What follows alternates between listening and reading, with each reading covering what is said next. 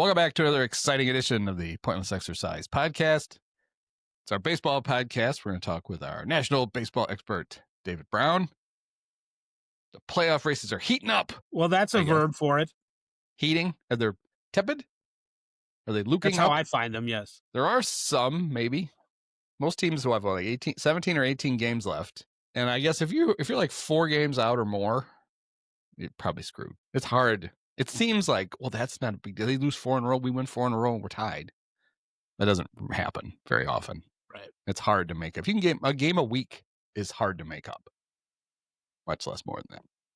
And but then if you're within 2.5, you got a good shot. And if you factor in being behind like 3 teams, that really gives you a headache thinking about. I forget whose rule of thumb this was, but I've always found it to be a pretty good one. If you add a game for every team you're also behind to what you're trailing, like if you're 3 teams behind and you're 4.5 games out, you're probably 7.5 games out, really, because you've got to jump. You can't just rely on one team losing and you jump ahead. Until you get ahead of the rest of the field, you're too reliant on other teams losing to truly only be that many games out. Sorry, D-backs. They are the sorry D-backs. Oh, wait, you were just telling them that they're out. Yeah, I was telling them that they pretty much fit that criteria. Oh, if they still had Eugenio Suarez, they'd be right where they are now. So I have here on my trusty notepad, not just the races that are left, but who everybody's playing, because that's as important as anything else now in the last 2.5 weeks of the season. It is. So geographically, if we go east to west, the American League East, the Jays have a 3-game lead over both the Yankees and the Red Sox. Now, Max Scherzer, from the extra time tipping his pitches, has developed a bad back. He's got about a week back. That whole thing with Aaron Judge was weird, I thought. Well, you'd think Aaron Judge gets involved in some weird things. Maybe they involve him. Maybe I'm placing the blame on the wrong person. I don't know. But apparently, for people who aren't familiar, when Max was pitching against the Yankees in Yankee Stadium the other day, Cody Bellinger was on first. Aaron Judge was on second. When Max goes to his changeup grip, apparently if you're on first base, it's very obvious. You can just see it. And so Cody was apparently signaling to Judge, and then Judge was signaling to home plate, but he was doing it in about the most obvious way. He's an enormous man, and he was just holding both arms straight out like he was an eagle. So the batter couldn't miss it. And he was doing it over and over again. It's like, guys, could we be a little more discreet? Well, they say that Aaron Judge is someone who, is kind of a Boy Scout. And maybe he was like trying to get caught because he knew that there was something. I mean, stealing signs is not actually against the rules in baseball. But maybe it's somewhat against the unwritten rules because sometimes you get in trouble for it. But maybe he was having an ethical crisis. So he just wanted to be obvious, so he'd have to stop. Oh, that looks There's a signal. If I was him, I would have said, "Well, my bad elbow, I have to stretch it." So that's what I'm doing. I'm just stretching my bad elbow out. So many lies to keep up with. From my now weenie arm. It is funny, though. I think it was on, I forget what podcast I was listening to, but they were talking about his, he's playing right field again because in order to get Giancarlo Stanton into the lineup, Judge has to play in the field because Giancarlo can't play the outfield. And Aaron can't really throw. They said normally his average throws are around 90 miles an hour, which is really good. Right. And he's throwing like 71 miles an hour right now. Oh. But they said, so that's what Dalton Varsho averages. Yeah. I didn't know that Dalton Varsho is a very good defensive player, but apparently he can't throw at all. He used to be a catcher. Yeah, maybe that's why he used to be a catcher. Maybe. Or maybe he's every throw he does, like he's just throwing the ball back to the pitcher, no matter where he is, even if he's on the warning track. He puts so much energy into the catch that he has nothing left for the throw. Right. He's exhausted himself running after the ball.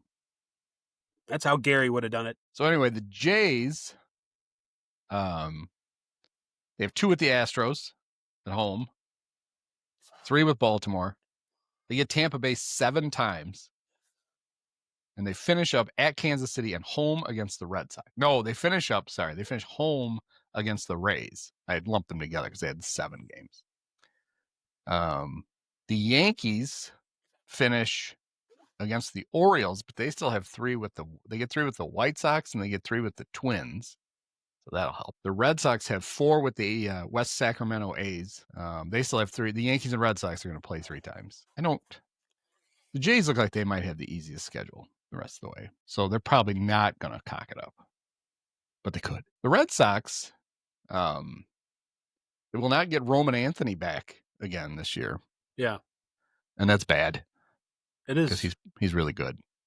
But also he's on my fantasy team. I'm not real happy about that. Emergency podcast then this is.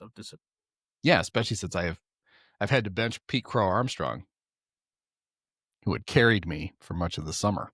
He's decided that's enough of that shit. He did apologize to me personally. So that's good. The closest race is in the American League West. Yeah. Where the Mariners are only 1 game behind the Astros. This is interesting to me. The Mariners finish at home with 3 against the Dodgers. Just what you want the last weekend of the season. An American League team playing on, I guess there's 15 teams in each league. Everybody can't play. Somebody's got to play somebody outside of their own league at the end. That's what makes interleague play special, that they do it every single day. That's true. Yes, that's right. The uniqueness of the consistency of it always happening. But to me, that series will be interesting because it could be that it's really important for both teams. It could be that it's really important for one team. It could be that it's not important for either team. Right. Well, if I remember correctly, only the top 2 teams get a bye. Yes, that's right. And the Dodgers 4 games in the loss column behind the Phillies. I don't know about that. So what I was thinking about, the reason that it might, it's very hard to think it's going to be important for the Dodgers. If you're the Mariners, it would have behooved you for the Dodgers to have gotten the bye. No, I've changed my mind on this. I remember thinking about this. I think it's fine for the Mariners. What the Mariners want is the Dodgers to be in the playoffs, but not in position for the bye, so that they are getting their team ready to play on Tuesday, not on Saturday. Because if it was on Saturday and they're going to have all those days off, you might get, they got to get all their better. Well, they don't have that many good pitchers left. But the theory would be that they would need to use that last weekend, to get guys at bats, to get their important guys at bats, to get their important pitchers some innings. But now they might be more likely to be like, okay, we need to get everything ready for Tuesday. So we're not even going to pitch Yamamoto against these guys. And we might not even pitch. Shohei might not pitch against them. We might want to give Shohei a day off to get him ready. So there's that. But I don't know. Yeah, the Dodgers do have an interesting role in the wild card race in the National League because they're going to play the Giants 7 times between now and the end of the season. That's fun. Or perhaps hell. Perhaps. Let's see. So Houston they're in Toronto right now. They're going to go to Atlanta. They're no good, even though they beat the Cubs the other day. Texas, who's still in it somehow. The teams do play. Seattle and Houston play 3 games in Houston, and then they get West Sacramento and Anaheim. That's what I wrote. Anaheim, not Angels. Artie Moreno will send me a memo, but not a check.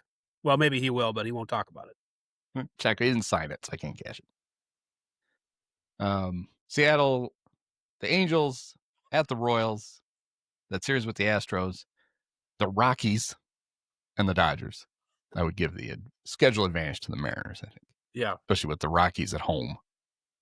Rockies in Seattle. Rockies are bad enough at home in Colorado, much less on the road. So the Mariners have 3 games at they're not the red hot Royals, and they keep losing pitchers to the injured list, but the Mariners are coming to Kansas City next week, and the Royals also are in the wild card race, so they'll be those are twofers, possibly.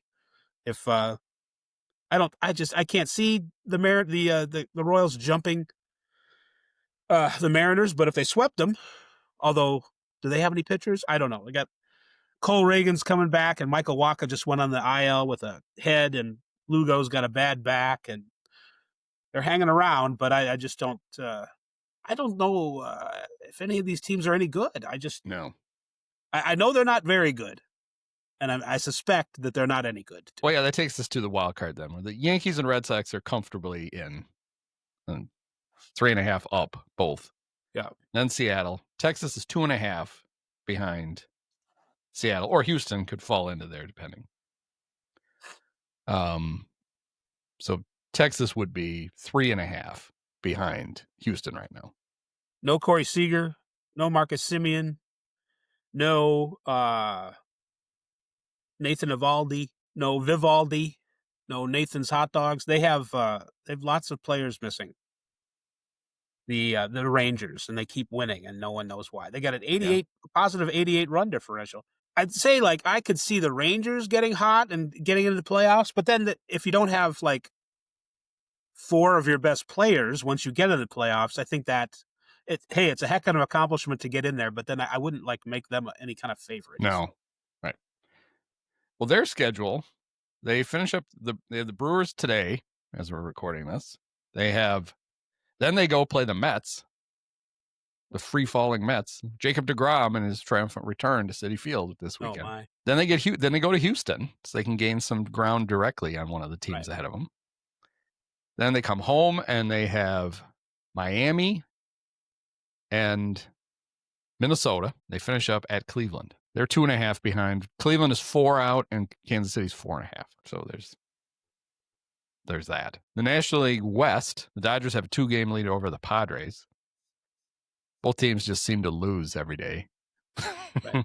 How about the Dodgers? 1 out away from a no-hitter. 3-0 lead. Lose the no-hitter on a home run. Take Yamamoto out. Bring in the great Blake Trinan. Lose the game. What are you trying to do, Blake? Lose the game? In my mind, I remember John Lieber was throwing a no-hitter against the Cardinals.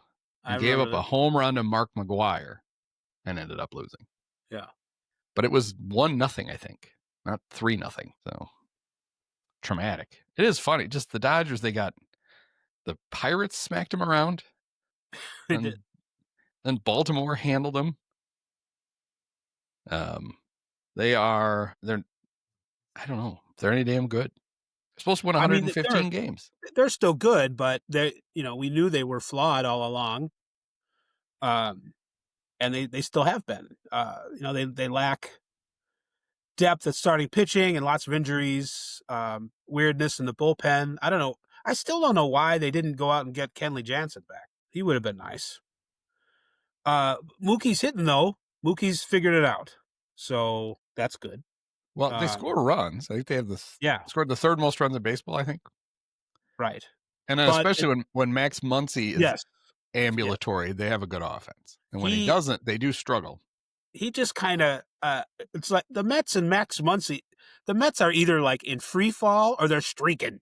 There's no in between. When we last left the Mets, they had been in free fall and then they were coming back and now they're back in free fall. So it's they're amazingly consistently inconsistent. And Max Muncy is he's always on and off the IL. It's just, will he be playing ambulatory, as you said, when the playoffs start? That's the key. So, but the Dodgers, I see them, maybe winning a round in the playoffs and then having some leads blown in the second round. And I mean, I'm just spitballing, but I see that being maybe their end. Well, they will likely play, if they win the West, they're going to play the Mets, unless the Mets blow it and the Giants get in. Yeah. And then if they win that, then they would get whoever is the 2 seed, right? I think the lesser of the Phillies or Brewers probably get the Phillies, because the number 1 seed is guaranteed to play. They play the series they get the winner of the 2 wild card team series, which will be the Cubs and whoever doesn't win the West, probably the Padres. Yeah, Mookie in August hit 288, 358, 404, and in September he's hitting 324, 343, 706, 3 homers in 8 games so far a month. So yeah, it's almost like he's really good. And it is. Is he back up over 140 pounds now? Is that why the power's back? Yes, I think he finally weighs more than the bowling balls he loves to throw. I mean, I figured out why they took him to Japan, even though he was sick. Yeah. And it was that he weighed less than the 50 pounds you have to pay for the extra bag. So they're like, we can just take it for free. Mookie, you want to go with? Is there a bathroom on a plane? Yes. Okay. I'm going to be in there the whole time. Don't worry about it. I think that's an incredibly realistic reenactment we just heard. The Dodgers' final stretch, like I said, 7 with the Giants. In those final 3 in Seattle. They also have one game left with the Rockies. They get the Phillies. And they get the D-bags in Arizona. So they have 10 games left this season with the Giants or the Phillies. So that's not super easy. And Seattle, if Seattle needs those wins. And just the way the season's gone, if there's any semblance of something left of Arizona at home, they would love nothing more than to knock them around. So they'll be interested. Well, Arizona's going to have a say in this because San Diego has 1 with the Reds, 4 at home against the Rockies. They go to the Mets for 3. Then they go to the White Sox for 3. You just got to hold down the great Colson Montgomery. You can't predict that the White Sox are just going to roll over. Then they come home and they finish up with 3 with the Brewers and 3 with the Diamondbacks. So that they don't have a super easy run in either.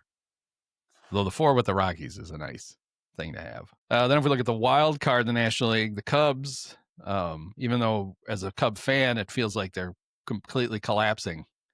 No one is trying to catch them. So it doesn't matter. They have a 6-game lead in the West. They lose 3 out of 4. And it's like their magic number went down. Oh, all right, fine. I believe it's 10 right now for the playoffs. Then the Padres are 3 games clear of the bottom of that mess. And then the Mets, who are hanging on. The Giants have pulled within 2, but it's really 3 because the Mets have the tiebreaker against the Giants. And then the Reds are lurking. They are 3 back. I don't know if they should have looked to see who they have the tiebreaker against the Mets and the Giants.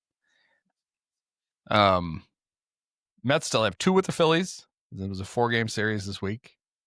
They have not done well in the first 2. Then Jacob deGrom and the Rangers come in. Then the Padres. They get 3 at home with the Nats. They go to the Cubs for 3. And they finish up in Miami. The Giants have 1 more with the D-bags, the 7 with the Dodgers. They go to Arizona. They have 3 at home against the Cardinals. They missed a golden opportunity. They lost 2 out of 3 in St. Louis. They could have picked up. They'd be tied right now with the Mets if they'd taken care of the Cardinals.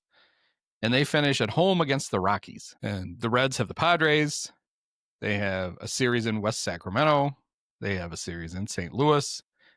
They have 4 with the Cubs at home, 3 with the Pirates, and good Lord, nice handwriting. Looks like 3 with the Brewers. Take my word for it. I will. The shall. I am. So, yeah, the Mets shouldn't be able to collapse, although every day they seem to have to bring up another rookie pitcher to start. Yes. They only got 3 of them in the rotation right now. Can you open up the Baseball America? We need another one. And somebody's like, why do they keep calling up where else are you going to get a pitcher? You can't make a trade. And Jed has, he scooped Joe Ross up. So you can't go get Joe Ross because he's in Iowa against his will with Billy Hamilton. I still don't know that they made Billy Hamilton go to Iowa. I think he's just lounging at home. So, yeah, I mean, I would guess the Mets are going to hang on to that. But the Giants have played very well of late.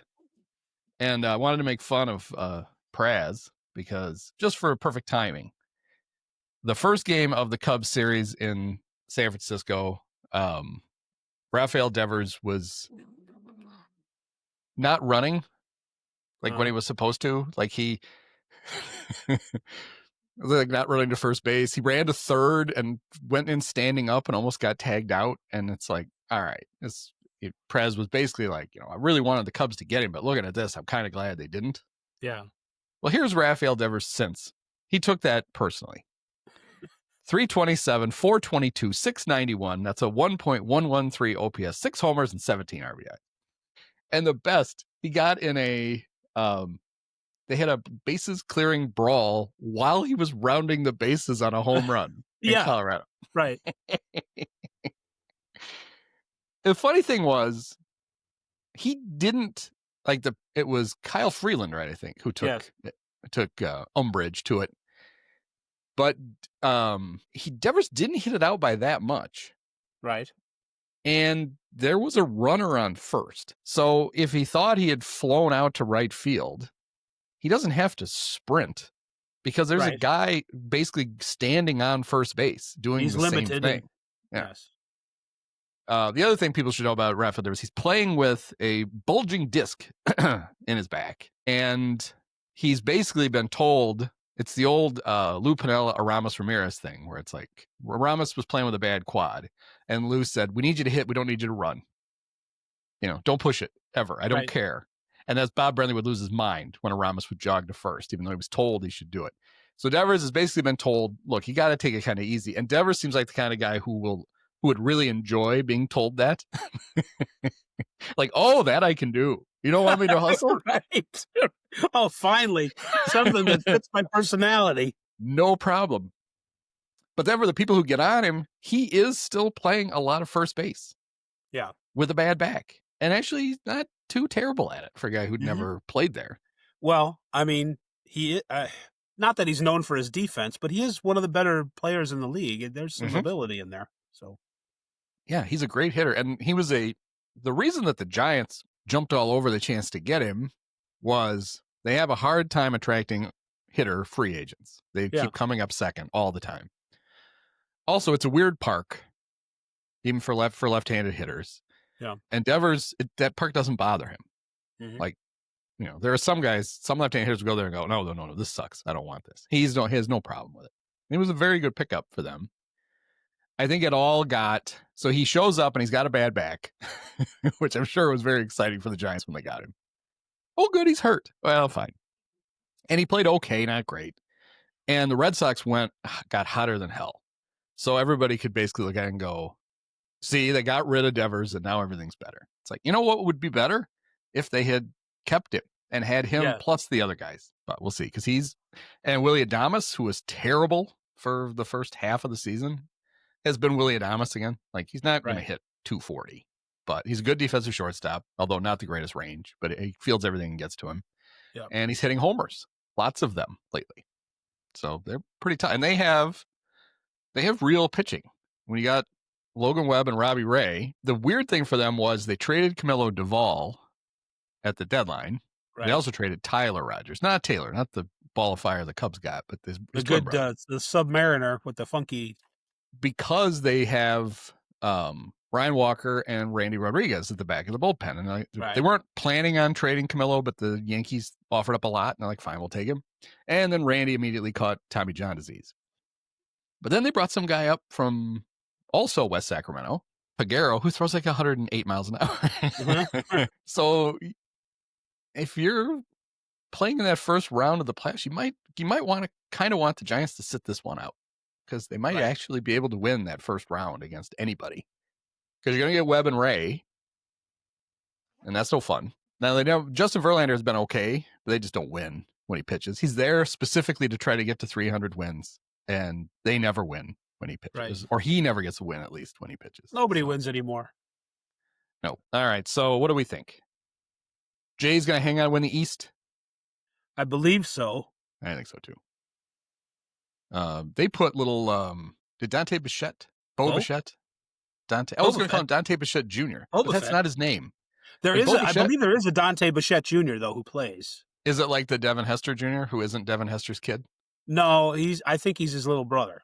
Okay. I think he's one of those firstborns, and then the second-born boy gets the junior, which is... Okay. Yeah. I think Bo just went on the injured list. Yeah, and he's been picking up. I mean, before that, he was really hot for a long time. They can hang on. I just feels like the Astros shouldn't be able to, but I kind of think they will. Right. because they're, God forbid, we have a postseason that they're not in their weird park. It's funny. It looks weird on TV.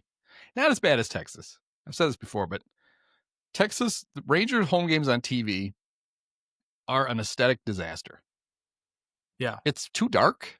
The camera angle. And the camera angle's too high. And the backstop is weird. I don't like any of it. They shouldn't be allowed to host playoff games because their park looks dumb.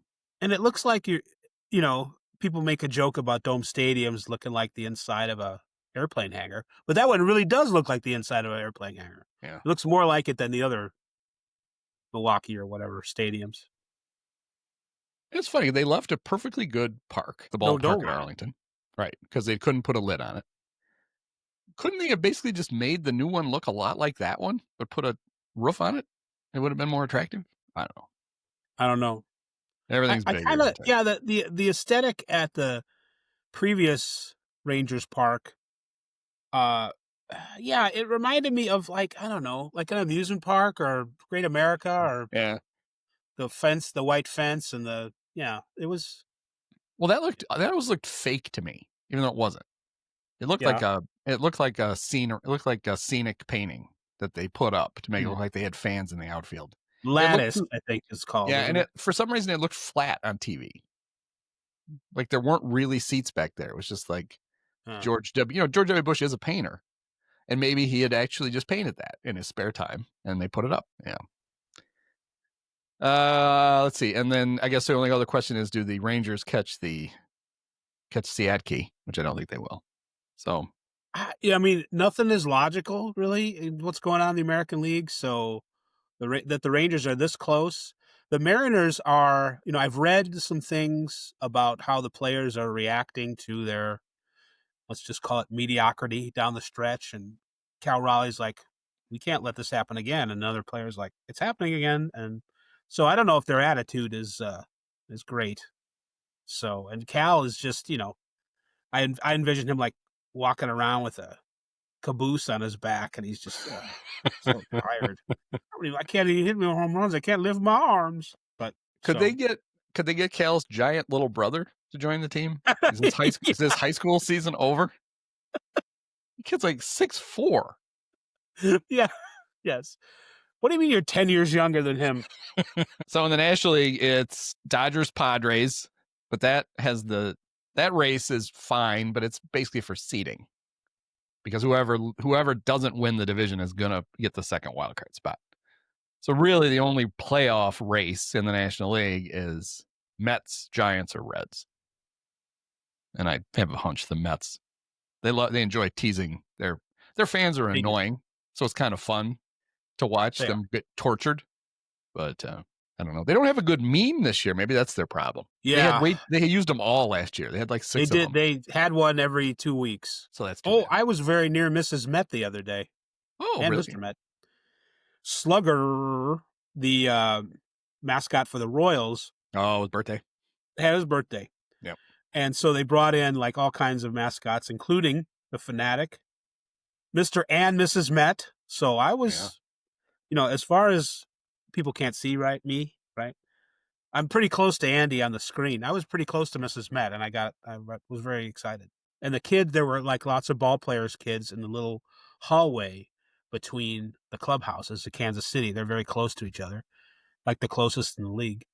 And they were just going crazy that one mascot comes in, another mascot comes in. It's a Fanatic, and it's the guy from Sporting Kansas City, and it's a big dog, and Mr. Met, Mrs. Met. So it was quite a.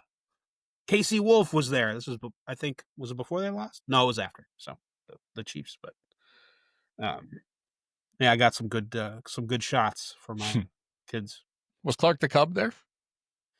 No Bears of any kind. There was TC Bear wasn't there either. TC Bear's kind of the OG Clark looking bear in baseball, and no, Clark was not there either. So no Burning Brewer.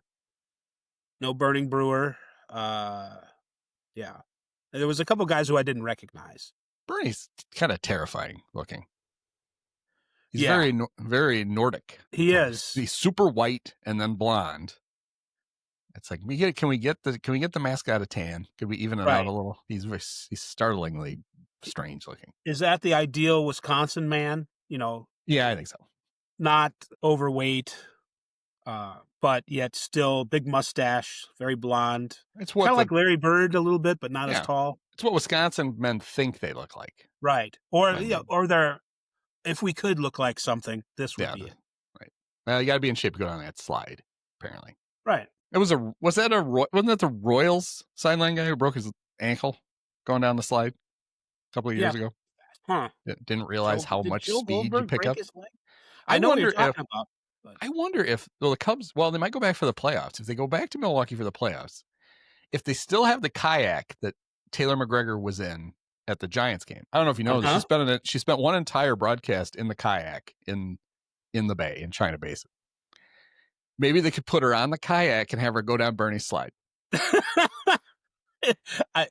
Yeah, that would be a very short trip until she kind of. I think it would be a very long trip because she would end up flying into what used to be the TGI Fridays. I don't know what gimmick restaurant it is now, but she'd go way out. She would take off that thing. She'd be a good 100 feet off the ground. She wouldn't get stuck. Put a parachute on her. She could ditch the kayak and then pull the thing. Oh, it'd be amazing. So this would be the most spectacular sideline report of all time. And then, unfortunately, because Marquee obviously can't show a playoff game, it wouldn't actually be televised. You'd have to be there live to enjoy it because she wouldn't have an active role in the games. It's no longer TGI Fridays or Tipsy McStaggers. It is the J. Leinenkugel's Barrel Yard, year-round brew pub and active brewery. That's a lot of title. So, speaking of the Cubs, I have a couple of Cub things. Number one, I think need to take a moment to appreciate. It's very ironic to me that Jacob Misericordia is his name. I only know Misericordia from Father. Ditka.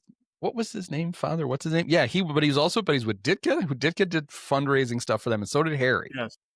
And Harry would talk about Misericordia all the time on broadcast. So whenever I see Jacob Mizerowski's name, I always want to call him Jacob Misericordia.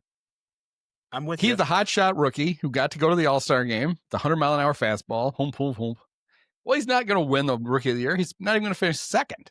It's going to be some order of Drake Baldwin of the Braves and Cade Horton of the Cubs. For all of his supposed brilliance, Jacob whatever is not even the best rookie in his own division. He's not even the best rookie north of the 41st parallel in the United States. He might not be the best rookie on his own team because Isaac Collins is having, pretty boring, but productive offensive season too. Yes. So right. But here's Cade Horton in the second half of the season for the Cubs. He is 7-1 with an ERA of 0.84. In 53 and a third innings, he has allowed 28 hits. Struck out 46, walked 14. Teams are slashing 151, 215, 216 against him. That's got to be, I don't know about innings, but everything else is 100 percentile outcome. That's as good as you can do. Well, innings isn't. And innings is because he had never pitched before. Right. You're only half kidding. He blew by his innings total last year in the first half. Right. He's never pitched more than 80 innings in a year. So this is the most he's ever pitched. 102, that's the last number I saw, or is he more than that now? That's a good question. I had him up and then I looked up Mookie. And I don't really care how many innings Mookie's pitched. It's less than that. Right. Although he could, I'm sure, if he needed to. 110. Okay. Yeah, his overall numbers, 10-4 with a 2.7 ERA in 21 games, 20 starts, because they had a Galaxy Brain, his first start ever, and Brad Keller started it instead. Pitched one inning, and then they gave it over to Cade. Yeah, he's really good. And we talked about with Oleg last week. I like to give the Cubs scouting guys crap. But the Cade Horton pick, where they picked him, 7th overall pick, was a pretty bold move, considering it was. Not only had he not pitched a lot in college, he had not really been good until like the conference tournament. They won the SEC, or where are they in the Big 12? They won the Big 12, Oklahoma. Where were they in then? Whatever conference they were in then. They're in the SEC now. They won the conference tournament, and then he pitched really well or they worked their way up then through the regionals and whatever. He pitched really well in the postseason, and then pitched really well in the College World Series because he'd added a curveball that he'd never had before. Yeah. And the Cubs were like, that's good. Let's take him. Right. And, yeah, the only issue he ever had in the minors was injury. Like they have to shut him down occasionally. So they're being very careful with him.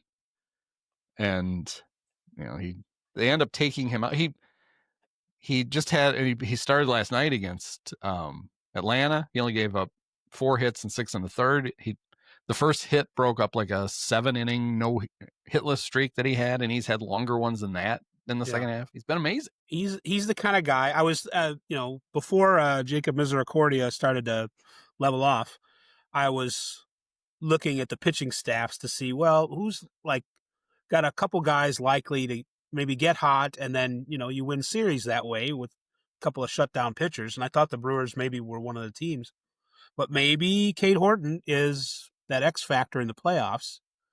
That if he can go out there for 6 or 7 innings and keep the other team off the scoreboard entirely, that's half your battle right there, more than. So that will be definitely worth watching when the playoffs start, that he's going to be a guy that gives the Cubs a little bit of an edge over some of the other teams in the field. So, you mentioned the Giants pitching, and I don't know where the Dodgers are at this point, but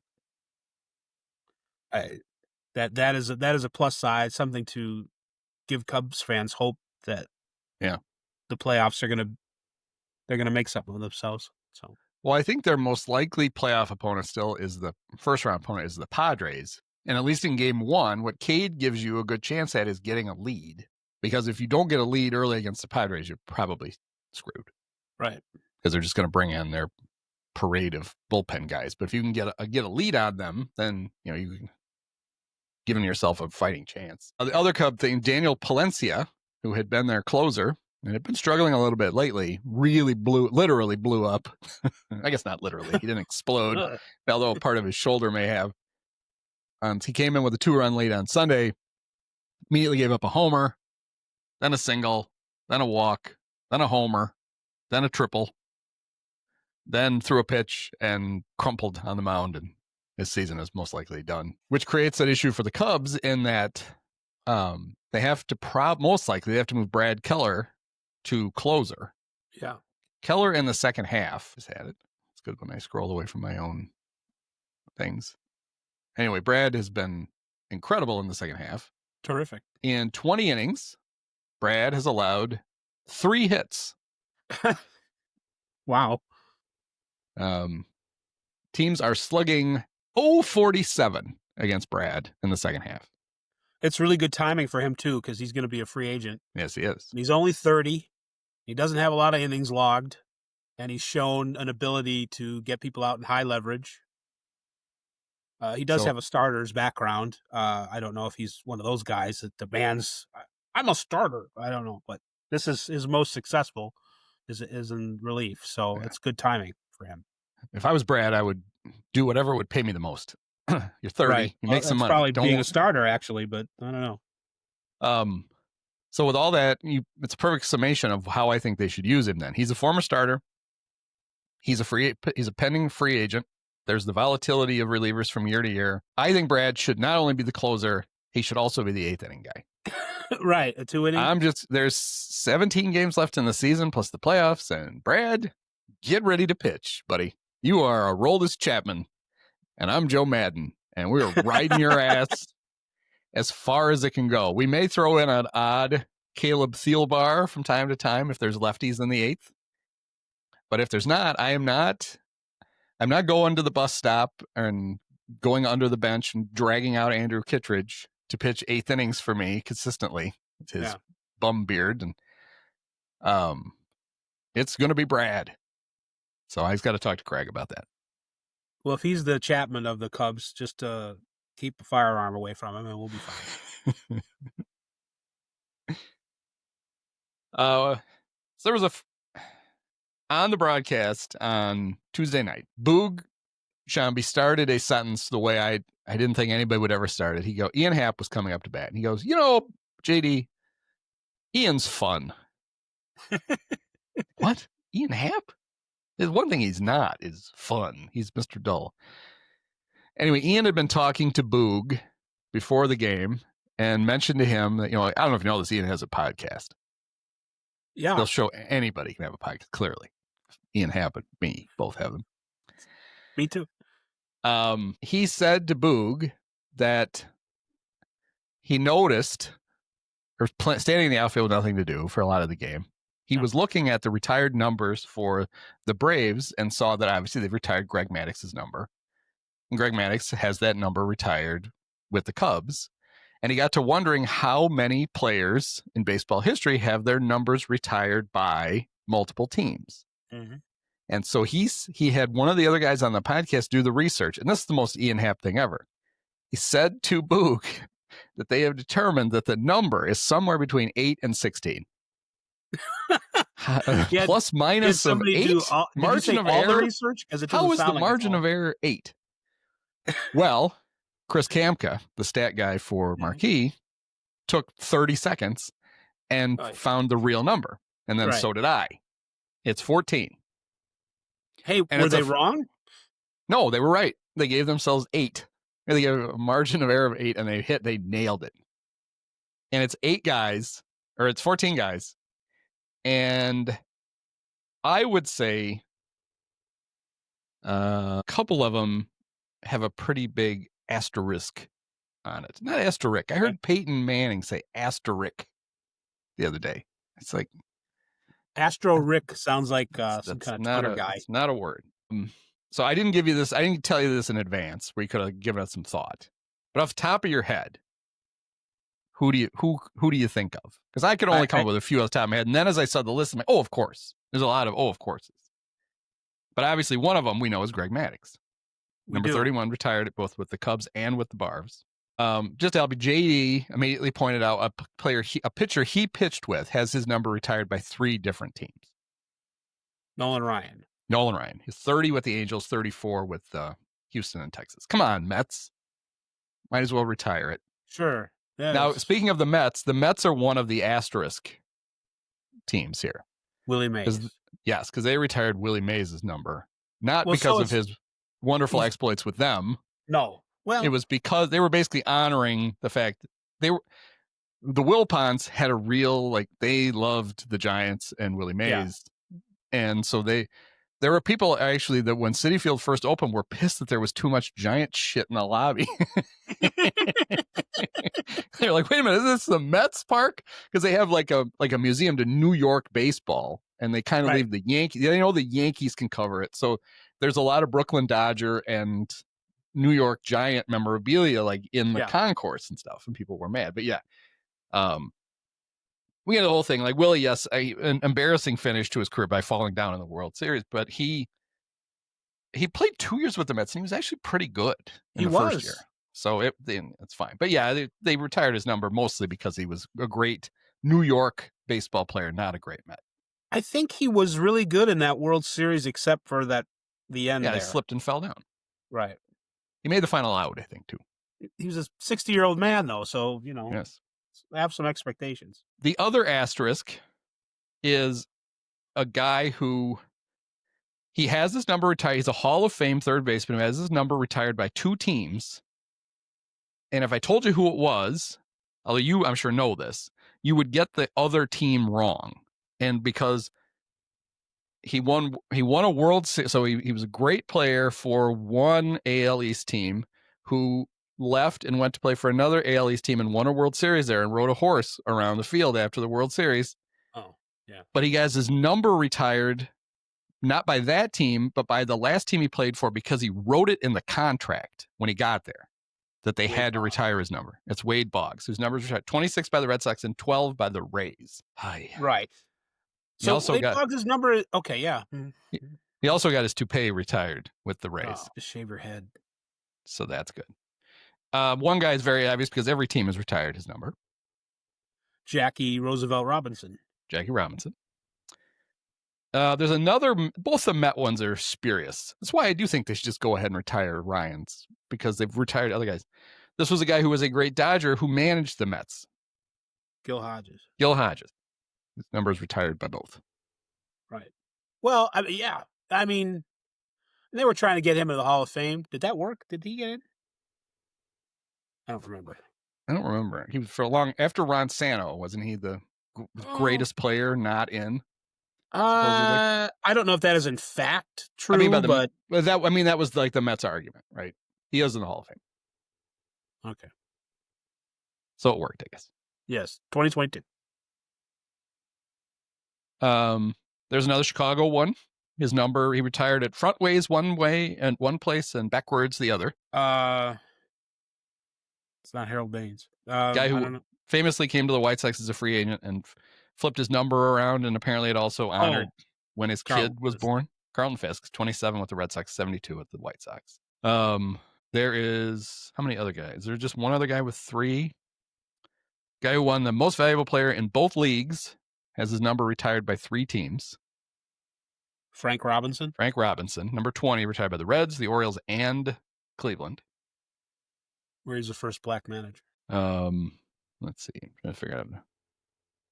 Another one who he got it retired to second place because he had been so great there in a previous iteration of a franchise. The former and probably, speaking of asterisk, the guy who probably should still be considered the all-time leading home run hitter got his number retired both in Atlanta, but in Milwaukee. But he got retired by the Brewers. He did play for the Brewers at the very end, but he really got it retired because of his play as a Milwaukee Brave. Hank Aaron. He's retired both places. That's Willie Mays-ish or esque kind of a thing. Yep. There's another former Brewer who has his number retired 2 places. Rally Fingers. Yes, 34 with both the Brewers and the A's. The A's have another former great who has his number retired by them and another team. Reggie Jackson, 9 with the A's, 44 with the Yankees. And let's see, I think we're down now to think there's just one left, right? So we got Frank Robinson. Oh, there's 2 left. I'll just give you the teams and you'll know it. Okay. Twins and Angels. Rod Carew. And the last one is Blue Jays and Phillies. I think it's got to be the most recent. Roy Halladay. Any of these. Roy Halladay. So the total list is Frank Robinson, Rod Carew, Hank Aaron, Reggie Jackson, Carlton Fisk, Greg Maddux, Nolan Ryan, Wade Boggs, Roy Halladay, Jackie Robinson, Gil Hodges, Willie Mays, and Raleigh Fingers. It's kind of a fun. That was a good thought he had, even though his math was too vague. Yeah, between 8 and 16. You said you had written a piece about the kerfuffle from, a week and a half ago? Kerfuffle Valdez. Yeah, not quite about a week ago, I think. A pitchcom kerfuffle? Yeah, maybe. I don't know.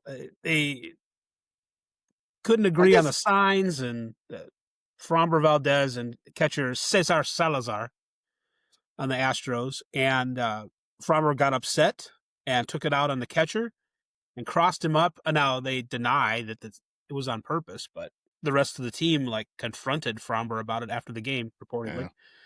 Yeah. And he threw a fastball and hit him in the chest, basically, and unexpectedly so, to get him on the same page, I guess. It was very churlish and kind of dangerous. And I wrote that it actually broke maybe the most important unwritten rule in Major League Baseball, that you should not try and hurt your own catcher. So, yeah, and that's in the new and improved Deadspin. Well, we'll look for that. Is that better or worse than punching your catcher out in the dugout and then and then punching him several times more in the clubhouse? Well, I mean, I suppose that did he deserve it comes to mind, but I think Michael Barrett always deserved it. Right. That's what I figured you would say that. Yeah. I just don't like, people are going to fight in the dugout, but I just think the catcher and the pitcher enter into a pact that they both are supposed to know what kind of pitch is coming. So, and when you violate that pact, I'm kind of half kidding, but I'm serious too. It's like, Well, isn't that the way he did it? Isn't that the only way you could do it, which is to have the catcher think it's going to be a changeup and you throw a fastball? Because anything else that you cross him up with, I mean, if you want to, it's just he's gonna be just off. He's expecting if you have a good changeup, which he does, right, it's gonna look like his changeup until you realize it's not. Because to the hitter, he thinks every changeup is a fastball until it isn't. That's a great point. I could have written that, and I didn't, but you've added value. For once. So the big news today for the Cubs, of course, has to do with the World Series Cubs. It's the only time there'll be big news. So Anthony Rizzo, who has spent the year not playing for anyone at the ripe old age of 36, has gotten the hint. He waited long enough and went, anything today? No. Okay. How about now? Check the mailbox. No? Skunked again. He is going to retire officially on Saturday, and he's going to do it as a Chicago Cub. Yeah. Which is very nice. He is one of the most popular Cubs of all time. It's very difficult not to like Anthony Rizzo. And it's kind of nice because it didn't seem like it ended great between him and the Cubs. They had he was insulted by the contract offer that they gave him. And there was some thought that they told him they were going to give him they made him an offer and he's like, that's way too low. And they said, okay, we'll come back with another offer. And they never did. And then they traded him as part of the great purge in 21. And he left. But they seemed time heals all wounds, I guess. He loved being a Cub. And it was very clear that he loved it. And so he's going to come back and they're making him an ambassador to, I don't know what, I guess D'Agostino's Pizza. Is that what he's going to be the ambassador to? I just love when the terms like that. He's going to be an official team ambassador. And I want to read, I closed this, but I gotta tell you, they have a list here of who all the current Cub ambassadors are. Mm-hmm. It's a beautiful list. Okay, they include Andre Dawson. Yeah, I can see that. Very personable as an ambassador. Well, would you like Andre to come over and glare at everybody? Yes, I would like that. Okay. He can tell you about the funeral home he owns in Florida now. So Andre Dawson, Ryan Dempster. You can invite him to your kids' birthday parties, and he can bring the seltzer bottle and make balloon animals. That'll be fun. Fergie Jenkins. Fergie's a little odd. He is, I think, in a good way, but maybe more than a little odd, but yeah. This one I wouldn't have expected. Lee Smith is a Cub ambassador. He can come over, take a nap on your couch. If Jim Fry was alive, he'd yell at him and then trade him. Guy I would absolutely have come to any event ever. I think I never saw him play because I'm too young, but he just seems like the coolest guy ever. Billy Williams. Kerry Wood, another good one. Yep. And Ben Zobrist. But this was the part, Ben Zobrist, that seems to stretch, but the only World Series MVP in Cub history. Right. So he gets whatever he wants, basically. Because you get the biggest hit in franchise history, you do whatever the hell you want. That's fine. But this is odd because this doesn't seem like this should be a thing. They also listed their in memoriam ambassadors, Ernie Banks, Ryan Sandberg, and Ron Santo. Really? Can you? What? That doesn't seem like a thing. You're saying this doesn't confer to the afterlife? They listed in this release, Rizzo's career accomplishments. It's impressive. He had more than 300 home runs in a career. That's a lot. He has a career 272 batting average. I guess it was with the Cubs, 272 batting average. He won 4 Gold Gloves. He won a Platinum Glove. He won a Silver Slugger. He was an All-Star 3 times. But this is the part I think they could have left out. In 59 postseason games, 39 with the Cubs, he hit 225. Maybe you could probably leave the batting average out with 9 homers and 27 RBIs. And I was like, 9 homers? He didn't hit 9 homers. Well, he did. He had 3 with the Yankees. And the reason it stood out to me is I know what the Cub all-time playoff home run record is. Mm-hmm. And this is a franchise that's been around this is their 150th season. They've won like 17 pennants.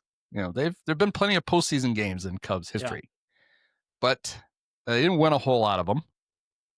And they did not have a lot of offensive success in there. So this is I couldn't go back any farther than this on the thing I was looking up. But so in 1935, Frank Demery hit 2 homers in that World Series, and that gave him 3 postseason home runs for the Cubs for his career. That was the all-time record. That record stood until 2003. My. That's when Alex Gonzalez and Aramis Ramirez hit 4. Mm-hmm. That record then from 2003, that stood until 2015 when the new record holder was Kyle Schwarber. Right. Who hit all 5 in the 2015 playoffs. The record now is a 3-way tie. Anthony Rizzo, Chris Bryant, and Kyle Schwarber. They have 6. Mm-hmm. And judging by the current state of the Cubs, that's going to be the record for a very long time. Among the guys listed in the top 20 include Travis Wood and Jake Arrieta. With 1. Yes. Current Cub, Ian Happ, also has 1. Yeah, Rick Sutcliffe also. Right. Sutcliffe also has a playoff home run. He should be on that list too. So 3 pitchers in the top 20. That doesn't seem great. Ian Happ has 1. So Ian Happ has played for the Cubs in the playoffs. Now, he did not play in 2016. There are a lot of Cub fans who now have memory hold Ian Happ part of the World Series team. No. In fact, I joked today that enough dumb Cub fans think that they might as well start inviting him to the 85 Bears celebrations too. Just, here's Ian. Remember that punt return he had? What? No, that was Keith Ortego. That wasn't Ian Happ. Played about as much as James Maness. Jeff Fisher has a Super Bowl ring from that team, but he was on injured reserve the whole year. But he still has blew his knee out. Yeah. So Ian Happ played in the playoffs with the Cubs in 2017, 2018, and 2020. He has 1 home run. He hit it in 2020. It's the only run the Cubs scored in the 2020 playoffs against the juggernaut Marlins. Right. He couldn't. Nobody hit Jose Urania. That was a hell of a series. Jeez, I have a whole thing in Monday's newsletter about their postseason ineptness since the World Series. It's actually really since the NLDS the next year against the Nats. They won that series. They struggled offensively for quite a bit in that series, although they had one of the greatest innings of all time. Max Scherzer comes out of the bullpen with the lead. Dusty goes to his, this is the thing. And the Cubs had that ridiculous inning where they reached base like every way possible. They did it on, they had a hit and a walk and a catcher's interference, which was a kind of a dubious catcher's interference. And they scored like 5 runs with 2 hits or something, just ridiculous. But since then, they have only won 1 game. They won Jake Arrieta's last start before he left for the Phillies. And they were already down 3-0 to the Dodgers in those playoffs. And they just don't score any runs. They lost the next night 11-0 or 11-1. Maybe it was 11-1. Then the next year they had the 13-inning wild card loss to the Rockies, where they scored once. They had also only scored once. It's not a postseason game, but it might as well be. They had lost the tiebreaker game to the Brewers the day before and only scored once. Then they only scored 1 run in the 2 games. It's ridiculous. But anyway, so Ian Happ has a homer. Right. And that gave the Cubs a lead for 2 innings. And that's the longest they'd led since Jake beat the Dodgers. The longest they'd had a lead in a postseason game. Ian Happ has played, even though he played in all those playoff series, the Cubs were 4-9 in those games that Ian Happ has been a part of. He's 0-8, personally. And because I'm petty, I looked it up. And that's the Cub record. There's several 0-6s. Like if you're on the 07-08 teams and you played in the games, so like Ryan Theriot and Alfonso Soriano are 0-6 as Cubs, but nobody is 0-8 like Ian Happ. But he is on the list. He's got a homer. He's tied with him and Travis Wood. Both have a homer in the postseason. And Bob Costas missed both of them. I remember that. So Travis hit the homer in game 2 of the NLDS against the Giants. And MLB. Were they on MLB Network? They couldn't have been MLB. They had to be. It must have been an MLB Network because Costas was doing the game. And, or maybe it's Well, I think it was MLB Network. It was weird back then. It's always weird with MLB TV stuff. But they were showing highlights. He was talking about something else, and they were showing highlights of something else, and the home run just kind of happened.